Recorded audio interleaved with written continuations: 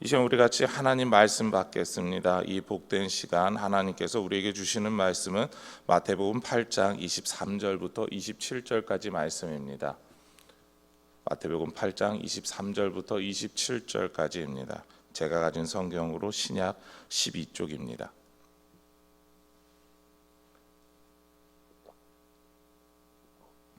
마태복음 8장 23절부터 27절까지 우리 같이 한 절씩 교독하도록 하시겠습니다. 배에 오르심에 제자들이 따랐더니 바다에 큰 놀이 일어나 배가 물결에 덮이게 되었으되 예수께서는 주무시는지라. 그 제자들이 나와 깨우며 이르되 주여 구원하소서, 우리가 죽겠나이다. 예수께서 이르시되 어찌하여 무서워하느냐, 믿음이 작은 자들아 하시고 곧 일어나사 바람과 바다를 꾸짖으시니 아주 잠잠하게 되거늘. 같이 읽겠습니다. 그 사람들이 놀랍게 여겨 이르되 이가 어떠한 사람이기에 바람과 바다도 순종하는가 하더라. 아멘.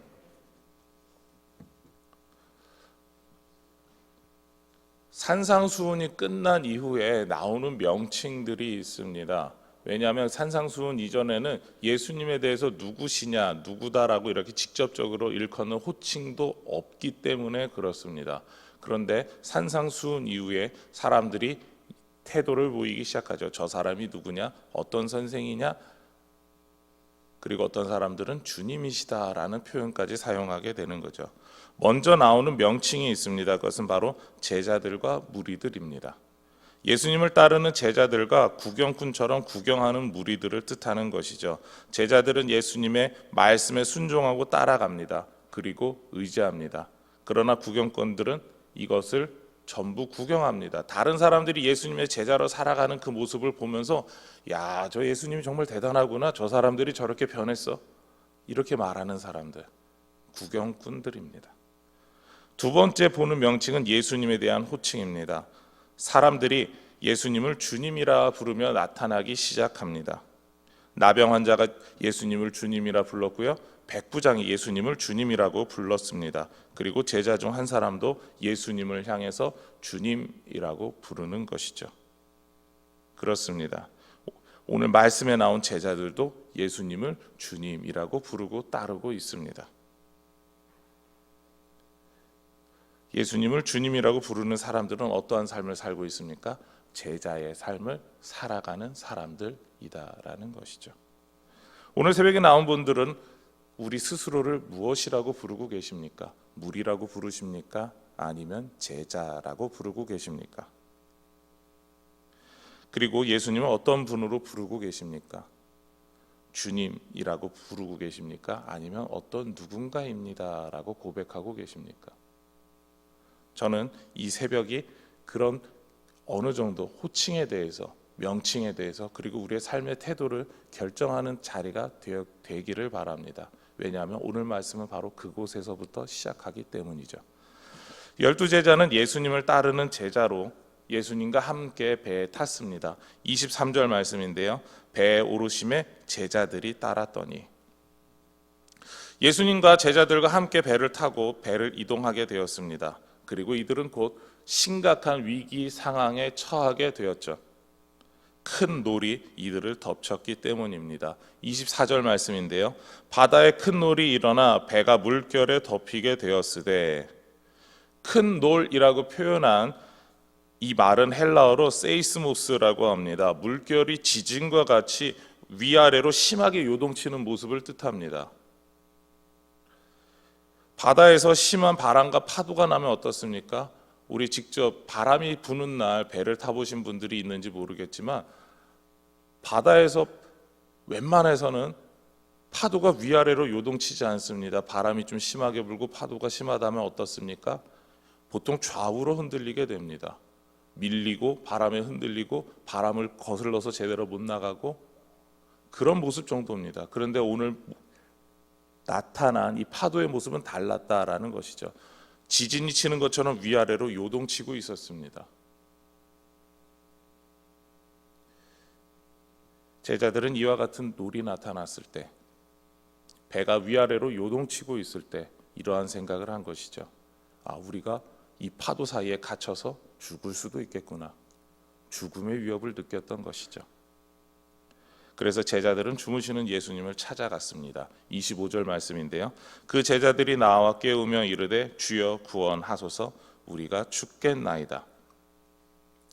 제자들은 곧 죽게 되었습니다라고 하는 그 심정으로 예수님께 나아갔습니다. 죽음을 앞둔 우리를 구원해 달라라는 것이죠. 제자들은 구원자로 오신 예수님에게 처음으로 구원을 베풀어 주시옵소서라고 하는 표현을 사용하고 있습니다. 그리고 이들의 요청에 예수님께서는 일어나십니다. 그리고 이들을 구원해 주시는데 바로 바람과 바다에게 꾸짖어서 잠잠하게 하시는 것이죠. 제자들의 요청대로 예수님은 자신이 구원자다라고 하는 것을 보여주신 것입니다. 그런데 예수님께서는 제자들을 향해서 이렇게 말씀하시죠. 믿음이 작은 자들아라는 것입니다. 믿음이 적은 자들아, 작은 자들아.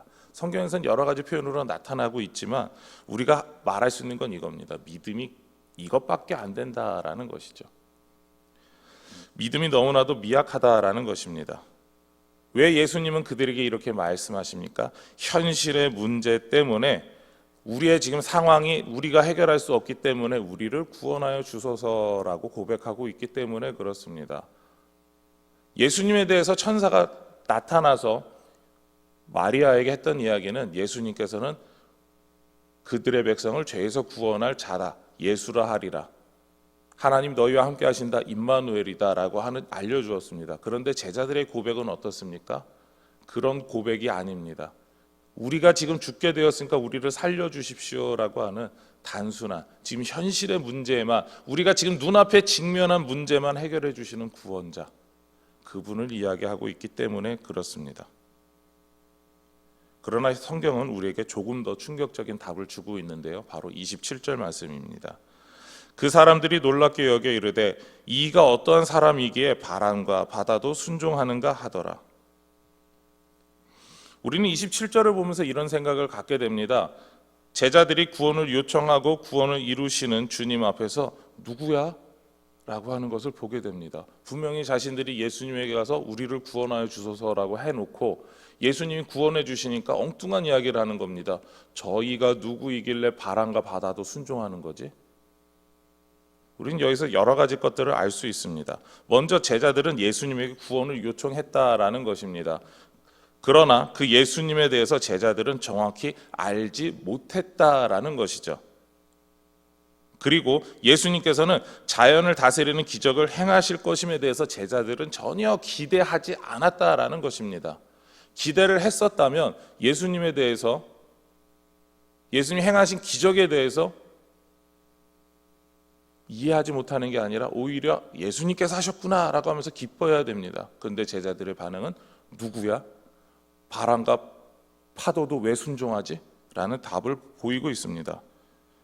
그렇습니다. 제자들은 무엇보다도 예수님께서 구원을 위해 무엇을 하실 것이다 라고 하는 것에 대해서 믿지도 못했다라는 것을 보여주고 있는 것이죠. 우리는 이러한 사실들을 놓고 충격적이다라고 말할 수 있을 것입니다. 그럼에도 또 충격적이고 더 충격적인 사실이 있습니다. 그것은 마태가 12제자에 대해서 이렇게 지칭했기 때문입니다. 바로 그 사람들이라는 것이죠.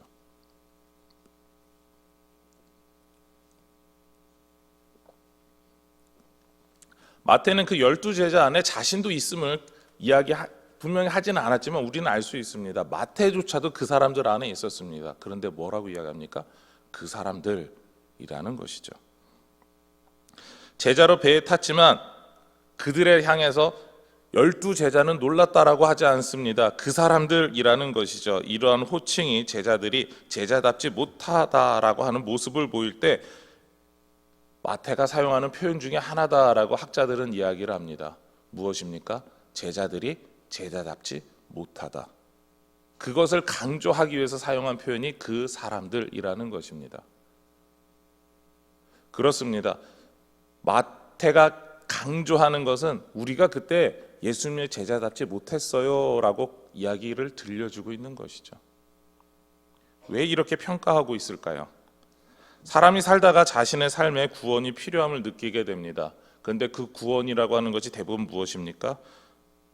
대부분 현실적인 필요의 해결을 위해서 구원을 요청합니다. 건강, 경제, 자녀, 장래, 배우자 등의 문제, 바로 이런 현실적인 문제를 해결해 주시는 주님을 바라고 있다라는 것이죠. 우리는 이 예수님께서 우리의 구원의 문제를 해결해 주심을 당연하게 발견한다라고 볼 수 있을까요? 우리의 현실적인 문제가 해결되었을 때 그 예수님께서 우리의 죄 문제까지도 해결해 주시는 분이다라고 하는 것을 당연하게 발견할까요? 불행히도 아닙니다. 여러분들이 전도했을 때 결과가 어떻습니까? 교회에 나옵니다. 교회에 나와서 그분들이 예수님을 영접한 것 같습니다. 그들의 문제가 해결되는 것을 바라봅니다. 예수님께서 우린 옆에서 해결해 주셨다고 이야기를 합니다. 그런데 그들이 어떻게 합니까? 교회를 떠납니다. 그리고 나서 우리는 상당히 심각한 고민하는 상황에 놓이게 되죠. 아니, 저들이 예수님께서 행해 주신 능력을 보고도 왜 교회를 떠나지? 자신의 현실적인 문제가 해결되니까 다시 세상으로 돌아가는 건가? 왜 그렇습니까? 그들은 현실적인 문제를 해결해 주시는 그 예수님을 봤지 자신의 가장 근본적인 문제, 죄 문제를 해결해 주시는 예수님을 못 만났기 때문입니다. 그러기 때문에 제자로 있는 것이 아니라 그들의 삶을 살고 그들이 되어버린 것이죠. 대부분이 우리가 필요할 때 기도하면 응답해 주시는 분으로만 이해할 때가 있습니다. 그것이 오늘 본문에 나온 제자들을 부른 그 사람들입니다. 제자라고 스스로를 생각하고 예수님의 말씀을 따르고 배에까지 올라탄 사람들입니다. 그런데 그 사람들은 현실적인 문제가 생겼을 때 호들갑을 떨다가 예수님께서 문제 해결에 구원을 베풀어 주실 거야 라고 하면서 호들갑 떨면서까지 기도합니다. 그런데 주님께서 원하시는 모습은 무엇입니까? 그 현실적인 문제를 해결해 주시는 과정에서 우리의 진정한 구원, 우리의 죄 문제까지도 해결해 주시는 그 구원을 발견하기를 원하신다라는 것이죠.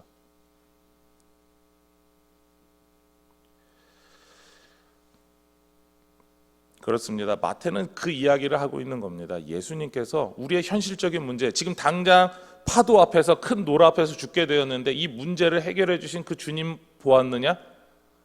그것만이 전부가 아니야. 그 이상의 문제도, 죄의 문제도 해결해 주신 그 주님을 바라보아야 하는 거야 라고 강조하고 있는 것이죠. 왜냐하면 12제자였던 자신, 12제자인 자신도 그 당시에는 부족했었다라는 것을 인정하면서 이야기하고 있는 것입니다. 그 사람들이라고 부를 만큼 자신이 부족했고 예수님을 온전히 믿지 못했고 제자로서 살지 못했던 그 삶을 고백하면서 나도 그랬지만 당신들이 예수님을 만나면 제자답게 살 수 있습니다라고 하는 이야기를 마태는 강조하고 있는 것입니다. 그렇게 마태는 순종하고 따라가는 제자일 뿐 아니라 우리의 모든 것을 믿고 의지하고 맡기는 제자가 되라라고 하는 것을 예수님의 이 모습 속에서, 그리고 자신들의 부족한 모습 속에서 우리에게 들려주고 있습니다. 많은 사람들이 생각하는 것, 그리고 우리가 따르는 예수님에 대해서 이야기를 할 때 우리는 현실적인 문제만 예수님께서 해결해 주신다라고 말합니다. 그런데 그게 아니다라는 것이죠. 다시 강조하지만 우리의 죄의 문제를 해결해 주시는 그 예수님께서 우리의 현실적인 문제도 해결해 주신다라고 하는 것을 발견하라라는 겁니다. 마태복음 그 산상수훈에서 나온 것처럼 먼저 그의 나라와 그의 의를 구하라, 그리하면 이 모든 것을 너희에게 더하시리라라고 했던 그 말씀처럼 우리가 하나님의 뜻과 하나님의 나라, 바로 구원의 문제를 예수님 앞에 구하고 그 문제 해결하기를 원한다면, 그리고 그것을 해결받은 사람이라면 예수님께서 우리의 현실적인 문제까지도 같이 해결해 주신다라고 하는 것을 발견하라라는 겁니다. 바로 그 이야기에 대해서, 그리고 그런 예수님을 믿고 따라가는 것이 진정한 제자다, 그 제자도의 모습에 대해서 이야기를 하고 있는 것이죠. 전도폭발 전도문의 예화 중 하나입니다. 여기 의자가 있습니다. 이 의자에 앉으면 제가 편안하게 쉴 수 있음을 저는 알고 있습니다. 주님께서는 자신을 의지하고 자신을 의자라고 하시면서 의자에 앉으면 편히 쉴 수 있다라고 말씀하십니다. 그러나 저는 이 의자에 앉는 대신 제가 가지고 있는 문제만 내려놓습니다. 제 자신까지 온전히 의자에 앉지 못했기에 여전히 힘든 상황입니다. 다리는 저려오고 아픈 것이죠. 제 자신까지 온전히 맡기지 못한 그 상황에서 어느 날 저는 저의 모든 문제를 아는 채 의자에 앉았습니다. 얼마나 편한지 모릅니다. 전적으로 예수님을 믿는다는 것은 이처럼 나의 모든 문제를 아는 채 그대로 의자에 앉는 것입니다. 제 자신을 전적으로 맡기는 것이 전적으로 믿는 것입니다. 주님께서 원하시는 믿음, 우리가 살아가야 되는 예수님을 믿는다, 예수님을 따라가는 제자입니다라고 하는 모습은 바로 이와 같습니다. 우리의 모든 문제를 아는 그 채로 예수님에게 우리의 자신을 온전히 내어 맡기는 것, 그것이 주님께서 우리 모두에게 원하시는 제자의 모습입니다. 우리 항상 생각하죠. 우리의 현실적인 문제만 주님께 기도하면 돼. 우리의 현실적인 문제만 주님 앞에 맡기면 돼. 아닙니다. 주님께서는 우리의 삶, 우리 자신을, 나 자신을 주님께 맡기기를 원하신다라는 것이죠. 그때에만 비로소 진정한 제자가 되었다라는 것이죠. 우리 자신을, 우리의 삶을 맡긴다는 건 무엇입니까? 우리의 죄의 문제와 우리의 일생을 전부 주님 앞에 드리는, 온전히 맡기는, 주님만 믿고 따라가는 그런 삶을 이야기를 하는 것입니다. 오늘 말씀에서 12제자는 예수님의 말씀을 따라서 배에 올랐습니다. 순종하고 따라갔습니다. 그러나 문제가 생겼을 때 어떻게 했습니까? 자신의 모든 문제만 예수님께 맡겼습니다. 자신의 삶을 예수님께 맡기지 못했던 것이죠. 그런 그들을 향해 예수님께서 26절에 이렇게 부르시는 것입니다. 어찌하여 무서워하느냐? 믿음이 작은 자들아. 우리는 현실적인 문제만 맡기고 항상 두려워하고 있습니다. 현실적인 문제만 해결되면 다 될 것 같습니다. 그러나 그런 우리 앞에서 예수님께서는 이야기하시죠. 현실적인 문제만 맡기지 말고 너 자신을 맡겨야 되는 거야 라는 것입니다. 예수님을 따르는 제자는 전적으로 삶을 맡기고 의지하는 것입니다. 오늘 이 새벽에 기도하러 나오신 여러분들은 어떠한 사람들입니까? 예수님께 삶을 전적으로 맡기고 계십니까? 의지하고 계십니까? 문제만 맡기는 것만으로 충분하다고 생각하십니까? 아닙니다. 주님께서는 우리의 전부를 전적으로 맡기기를 원하십니다.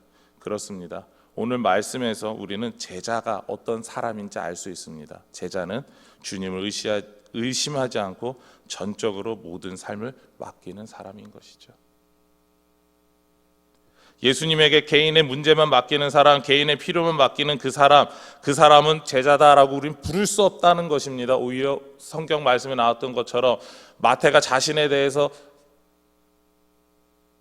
그 당시 나는 부족했습니다라고 했던 것처럼 그 사람들, 그 칭호밖에 쓰지 못한다라는 겁니다. 여러분들은 그 사람들이라고 칭호를 자신에게 쓰길 원하십니까? 아니면 나는 제자입니다라고 하는 칭호를 쓰길 원하십니까? 우리는 바로 그 선택을 해야 되는 것입니다. 현실적인 문제만 주님께 맡길 것이냐, 아니면 나 자신을 주님 앞에 온전히 드릴 것이냐, 맡길 것이냐, 이것에 대한 선택을 하라라는 것이죠. 오늘 이 새벽에 나오신 모든 분들이 주님 앞에 우리의 모든 것을 믿고 맡기기를 원합니다. 그리고 그런 기도를 드리시는 우리 모든 동북의 성도님들이 되시기를 소망합니다. 그래서 새벽부터 우리 자신을 온전히 주님께 맡기며 기도하는, 그리고 오늘 하루의 삶도 주님 모습대로 살아가는 그런 참된 제자가 되기를 소망하며 축원합니다. 이제 우리 같이 기도 제목 나누겠습니다. 그 사람들처럼 우리의 현실적인 문제 해결을 위해서만 주님을 따르지 않기를 원합니다.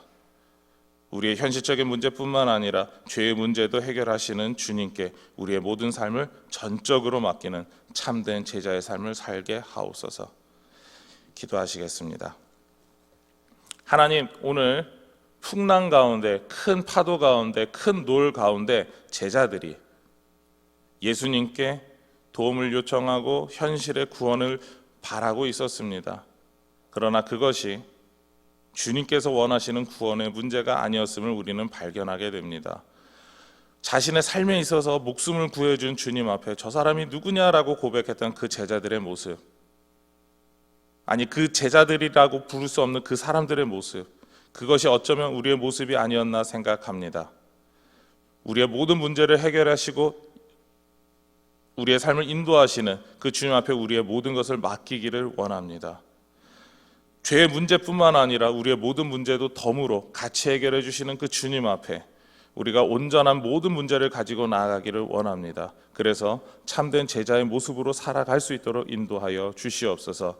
우리의 삶에, 우리의 인생의 구원자이신 그 주님을 온전히 따라가는, 정말 순종하며 따라가며 주님 앞에서 우리의 모든 삶을 전적으로 맡겨드리는 그런 참된 제자의 모습으로 살아가는 우리 모든 동부교회 성도들, 그리고 또한 이 새벽에 나와서 기도하시는 모든 분들이 되기를 소망합니다. 주님께서 우리의 그런 삶이 될 수 있도록 오늘 하루도 지켜주시고 인도하여 주시옵소서. 이 모든 것 예수님의 이름으로 기도드립니다. 아멘.